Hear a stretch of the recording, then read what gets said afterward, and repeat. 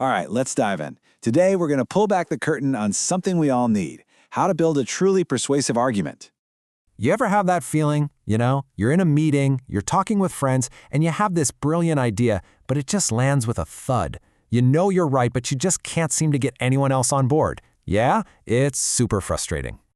Well, here's the secret. Winning people over isn't really about being the loudest person in the room. It's not even about being the most passionate. It's about having a solid structure, a foundation that's just unshakable. And not structure, it's built on 3 pillars. Super simple. First, you need a clear claim. That's basically what you're trying to prove.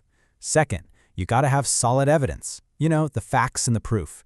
And third, you need logical reasoning. That's the magic glue that connects your evidence to your claim. If you can nail these 3, you're gonna be unstoppable. Okay, so that's the theory. But let's see what this looks like out in the wild. We're going to break down a classic argument you might hear at a school board meeting about funding for arts programs. So picture it, a packed room, parents, teachers, students, everyone's debating whether to give more money to the arts. Things can get pretty heated, right? But a well-structured argument, that's what's going to cut right through all the noise. Let's look at that first pillar, the claim.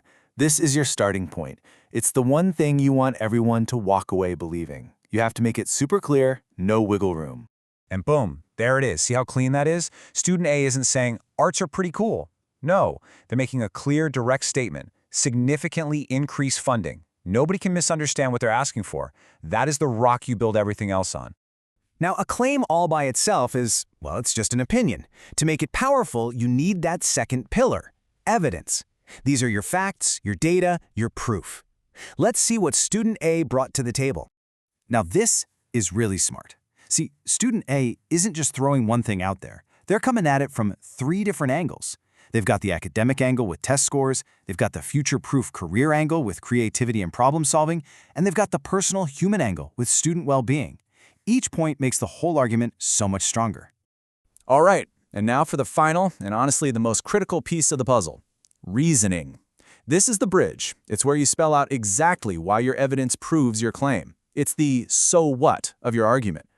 And that's the mic drop. See what happened there? Student A literally takes their pieces of evidence, better academics, new skills, mental health, and connects them directly to their claim about funding the arts. They're not just listing facts, they're building a logical case.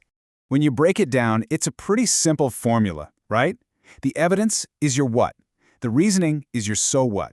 You put those 2 together, and you've turned a simple opinion into a sound, persuasive argument that is incredibly hard to argue with. So how do you use this? Well, think of these 3 pillars as your own personal persuasion toolkit. You can pull this out for your next big presentation, a tough email, or even just a conversation over dinner.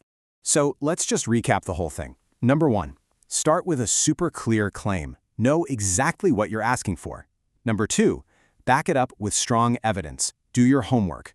And number 3, connect the dots for people with logical reasoning. Don't ever make your audience guess how your evidence proves your point. Spell it out for them. Honestly, this structure is more than just a way to win debates. It's a tool for thinking clearly. It helps make sure your best ideas not only get heard, but they actually get understood. And maybe, just maybe, they get a yes. So I guess the only real question left is, what argument are you going to build next?